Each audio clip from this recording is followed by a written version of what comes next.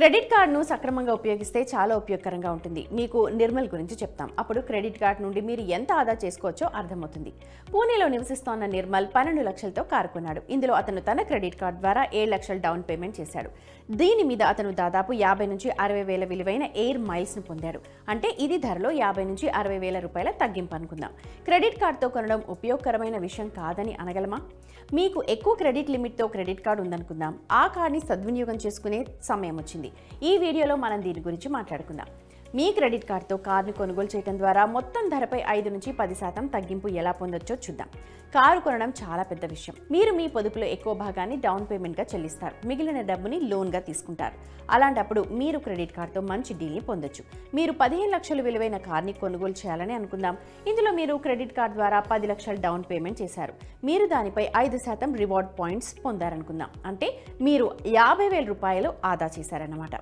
దీనికి విరుద్ధంగా మీరు నగదు రూపంలో అంటే నేరుగా డెబిట్ కార్డు ద్వారా చెల్లిస్తే ఏమీ పొందలేరు. మీరు క్రెడిట్ కార్డుతో ఎలా పొదుపు చేయొచ్చో అర్థం చేసుకోవడం కష్టం కాదు.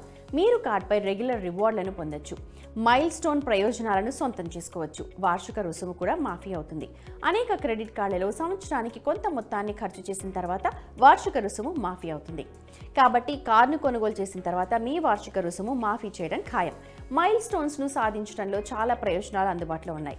ఈ ప్రయోజనాలను వేల సంఖ్యలో ఎయిర్ మైల్స్ రూపంలో పొందొచ్చు. అయితే క్రెడిట్ కార్డును ఉపయోగిస్తున్నప్పుడు కొన్ని విషయాలు గుర్తుంచుకోవడం ముఖ్యం. క్రెడిట్ కార్డు చెల్లింపు కోసం కార్ డీలర్లు మీకు 1 నుండి 2% అదనంగా వసూలు చేయొచ్చు. దీన్ని ఛార్జ్ చేయడం ద్వారా డీలర్లు MDR భారాన్ని కస్టమర్పై మోపుతారు. MDR అంటే మర్చెంట్ డిస్కౌంట్ రేట్. ఇది మీరు పొందే నికర రివార్డ్ పాయింట్లను ప్రభావితం చేయడమే కాకుండా మీరు కారు కోసం చెల్లించే మొత్తం ధరను కూడా పెంచుతుంది. దీన్ని నివారించడానికి డీలర్తో మాట్లాడండి. ఛార్జ్ని 1% కంటే తక్కువకు తగ్గించమని అడగండి. చాలాసార్లు డీలర్లు ఈ మొత్తం ఛార్జీని కూడా మాఫీ చేసేయచ్చు.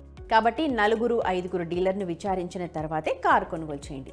ఇంకో విషయం, బిల్లింగ్ సైకిల్లో బ్యాలెన్స్ను తిరిగి చెల్లించడానికి మీ వద్ద తగినంత నగదు ఉన్నప్పుడు మాత్రమే కారును కొనుగోలు చేయడానికి క్రెడిట్ కార్డుని యూజ్ చేయండి. క్రెడిట్ కార్డుతో కారుకు ఫైనాన్స్ చేసే మార్గంగా కొనుగోలుదారు దీన్ని తప్పుగా భావించకూడదు. క్రెడిట్ కార్డు లోన్పై 15 నుంచి 25% అధిక వడ్డీని చెల్లించాలి. ఇది ఆటో లోన్ కంటే చాలా ఎక్కువ. ఇది కాకుండా మీరు 6 నెలల్లో మీ క్రెడిట్ పరిమితి ఎక్కువ భాగాన్ని కారు కొనుగోలు కోసం ఖర్చు చేస్తారు. ఇది మీ CURని పెంచుతుంది, అంటే క్రెడిట్ వినియోగ నిష్పత్తిని పెంచుతుంది. ఇది సిబిల్ స్కోర్ని ప్రభావితం చేయొచ్చు. కాబట్టి క్రెడిట్ పరిమితిని దృష్టిలో పెట్టుకుని డౌన్ పేమెంట్ మొత్తాన్ని నిర్ణయించుకోండి. ఈ విధంగా మీరు క్రెడిట్ కార్డుని యూజ్ చేసుకుని కారు కొనుగోలు చేయొచ్చు. కానీ అంతకంటే ముందు ఈ సౌకర్యం వల్ల లాభాలు నష్టాలను అంచనా వేయడం చాలా ముఖ్యం.